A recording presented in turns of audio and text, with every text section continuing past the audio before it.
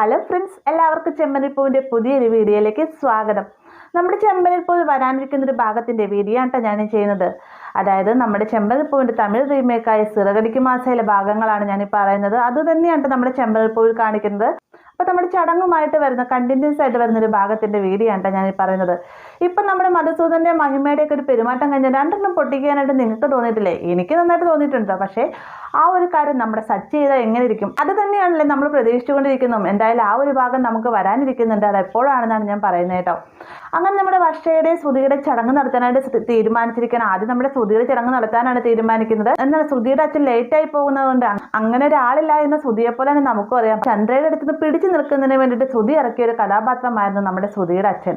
അദ്ദേഹം വരുന്നതിന് വേണ്ടിയിട്ട് ചന്ദ്ര വെയിറ്റ് ചെയ്ത് നിൽക്കുകയാണ്. എന്നാൽ സമയങ്ങൾ കഴിഞ്ഞ പോയിട്ട് അച്ഛനെ കാണാത്തത് കൊണ്ടുള്ള ആകെ ദേഷ്യത്തിനാണ് ചന്ദ്ര. ആ ഒരു ദേഷ്യമെല്ലാം തന്നെ ശ്രുതിയോടായിട്ട് പ്രകടിപ്പിക്കുകയും ചെയ്യുന്നുണ്ട്. ആ ഒരു സമയത്ത് ശ്രുതി പറയുന്നത്, ആൻറ്റി പേടിക്കൊന്നും വേണ്ട, അച്ഛൻ തീർച്ചയായിട്ടും വരുമെന്നൊക്കെ പറയുമ്പോഴത്തേക്ക് മാമ ചന്ദ്രയെ സമാധാനിപ്പിക്കുന്നുണ്ട്. നീ എന്തായാലും സമാധാനിച്ച് നിൽക്ക് ചന്ദ്രയെ, എന്തായാലും ശ്രുതിയുടെ അച്ഛൻ വരുമല്ലോ, കിലോ കണക്കിന് സ്വർണ്ണം കൊണ്ടുവരുമെന്നാണ് നമ്മുടെ ചന്ദ്രയുടെ വിചാരം. കിലോ കണക്കിന് പോയിട്ട് 1 ഗ്രാം പോലും തങ്കം ശ്രുതിക്ക് എടുക്കാൻ സാധിക്കില്ല എന്നുള്ള കാര്യം പാവം നമ്മുടെ ചന്ദ്ര അറിയുന്നില്ല കേട്ടോ. അങ്ങനെ ശ്രുതിയുടെ അച്ഛനെ നോക്കി ഒരുപാട് നേരം വെയിറ്റ് ചെയ്ത് നിന്നിട്ടും അദ്ദേഹം വരാത്തത് കൊണ്ട് തന്നെ വേഗം തന്നെ ചന്ദ്ര പറയുന്നുണ്ട്, എന്തായാലും ശ്രുതിയുടെ അച്ഛന് ഇനി ലേറ്റ് ആവുമെന്ന് തോന്നുന്നു, അതുകൊണ്ട് തന്നെ മഹിമയെ നമുക്ക് ആദ്യം വർഷയുടെ ചടങ്ങ് നടത്താമെന്ന് പറയുന്നുണ്ട്. അങ്ങനെ ആദ്യം നടത്തുന്ന വർഷയുടെ ചടങ്ങുണ്ട്. അതിന് മുന്നേ തന്നെ ചെറിയ ചെറിയ കലാപരിപാടികളൊക്കെ നമ്മുടെ മഹിമയും മധുസൂദനങ്ങളും കൂടി രവിക്കും അതുപോലെ സച്ചിക്കായിട്ട് ഒരുക്കുന്നുണ്ട്. നമ്മൾ കണ്ടൊരു ഭാഗമാണ്. രവിയും കുടുംബവും വരുന്ന സമയത്ത് രവിയോട് വളരെ മാന്യമായ രീതിയിലാണല്ലോ മധുസൂദനം പെരുമാറുന്നത്. അത് മറ്റൊന്നിനും വേണ്ട, തൻ്റെ മകളെ എന്നേക്കുമായിട്ട് വീട്ടിൽ പിടിച്ചു നിർത്തണമെങ്കിൽ അത് രവിയോടും കുടുംബത്തിനോടും നല്ല രീതിയിൽ തന്നെ പെരുമാറണമെന്ന് മഹിമ പറഞ്ഞ് പഠിപ്പിച്ചിട്ടുണ്ടായിരുന്നു. അതേ രീതിക്ക് തന്നെയാണ് മധു പെരുമാറുന്നത്.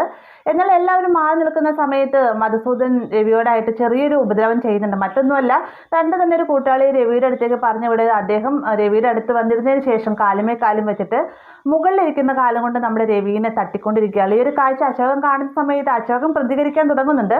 എന്നാൽ ഈ ഒരു വിവരം സച്ച് അറിഞ്ഞു കഴിഞ്ഞാൽ അത് വലിയൊരു പ്രശ്നമാകുമെന്നും പിന്നീട് സച്ചിൻ പോലെ തന്നെ അലങ്കോലമാകുമെന്ന് അച്ഛനോട് രവി പറയുന്ന സമയത്ത് അശോകനും അത് ശരിയാണെന്ന് തോന്നുന്നുണ്ട്. കാരണം മൊത്തത്തിൽ ചന്ദ്രയ്ക്ക് തീരെ ഒരു അഭിപ്രായം നമ്മുടെ സച്ചിനെ കുറിച്ച് ഇല്ലാല്ലേ.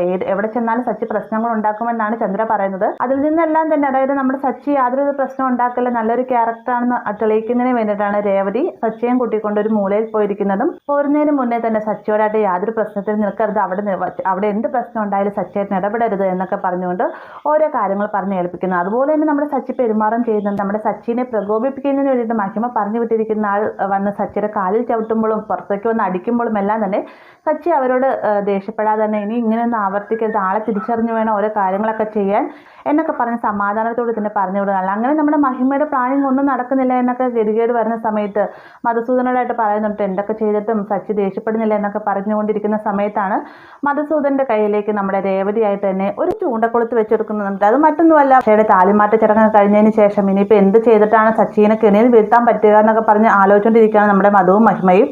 ഈ ഒരു സമയത്താണ് തൻ്റെ മകളുടെ റൂമിലേക്കായിട്ട് രേവതി കയറി പോകുന്നത് കാണുന്നത്. തൊട്ടുപുറകെ തന്നെ എന്തെങ്കിലും ചെറിയൊരു പ്രശ്നം ഉണ്ടാക്കാമല്ലോ എന്നൊക്കെ വിചാരിച്ചുകൊണ്ട് ഇവർ ചെല്ലുന്ന സമയത്താണ് നമ്മുടെ വർഷയുടെ റുമാലയിൽ വർഷയുടെ നെക്ലേസ് കുടുങ്ങിക്കിടക്കുന്ന രേവതി കാണുകയും അതെടുത്തുകൊണ്ട് വർഷയ്ക്ക് കൊണ്ട് കൊടുക്കാൻ പോകുന്ന സമയത്ത് മധുസൂദന്റെ മഹിമയെ വേഗം തന്നെ രേവതി തടഞ്ഞു നിർത്താണ്. തൻ്റെ മകളുടെ സ്വർണ്ണം മനഃപൂർവ്വം മോഷ്ടിക്കാൻ ശ്രമിക്കുകയായിരുന്നു എന്ന രീതിക്ക്, അതായത് രേവതിനെ കള്ളിയാക്കുന്ന രീതിക്ക് അവരവിടെ പെരുമാറുകയാണ് കേട്ടോ. മാത്രമല്ല, വന്നിരിക്കുന്നവരുടെ മുന്നിൽ വെച്ച് തന്നെ രേവതി കള്ളിയാണെന്നും രേവതിയും രേവതിയുടെ വീട്ടുകാരും മോഷ്ടിച്ച പണവുമായിട്ടാണ് ജീവിക്കുന്നത്. മാത്രമല്ല, രേവതി മോഷ്ടിച്ചെന്ന പണമായിട്ടാണ് സച്ചി വെള്ളമടിക്കുന്നതെന്നൊക്കെ പറയുന്ന സമയത്ത് ആദ്യമൊക്കെ നമ്മുടെ സച്ചി മാന്യമായ രീതിക്ക് സംസാരിക്കുന്നുണ്ട്. എന്നാൽ രേവതിയെ മനഃപൂർവ്വം കള്ളിയാക്കാൻ ശ്രമിക്കുന്ന രീതിക്കുള്ള നമ്മുടെ മധുസൂദന്റെ വർത്തനം കേൾക്കുമ്പോഴത്തേക്കും സച്ചി അത്രയും നേരം പിടിച്ചിറക്കി വെച്ചിരുന്ന ദേഷ്യവും ക്ഷമയും എല്ലാം തന്നെ കൈവിട്ടു പോകണ്ട. സച്ചി നല്ല കണക്കിന് തന്നെ മധുസൂദന് കർണം നോക്കി കൊടുക്കുന്നുണ്ട്. എന്നാൽ ഈ ഒരു അടി നമ്മുടെ മഹിമ പ്രതീക്ഷിക്കുന്നില്ല കേട്ടോ. മഹിമയ്ക്ക് അതിൽ വലിയ ഷോക്കാവുന്നുണ്ട്. പ്രതീക്ഷിക്കാത്ത രീതി സമയത്താണ് മധുസൂദന്റെ കർണം നോക്കി തന്നെ നമ്മുടെ സച്ചി അടിക്കുന്നത്. അങ്ങനെ നമ്മുടെ മധുസൂദൻ സച്ചിയുടെ കയ്യിൽ നിന്ന് ഇറന്ന് തന്നെ വാങ്ങുന്ന ഒരു ഭാഗം നമുക്ക് കാണാതിരിക്കുന്നുണ്ട് കേട്ടോ. ആ ഒരു ഭാഗത്തിന് വേണ്ടിയിട്ടാണ് നിങ്ങളെപ്പോലെ തന്നെ ഞാനും വെയിറ്റിംഗ് ആണ്. വീഡിയോ ഇഷ്ടമായെങ്കിൽ ലൈക്ക് ചെയ്യാനും കൂടി ചാനൽ സബ്സ്ക്രൈബ് ചെയ്യാനും മറക്കരുതേ.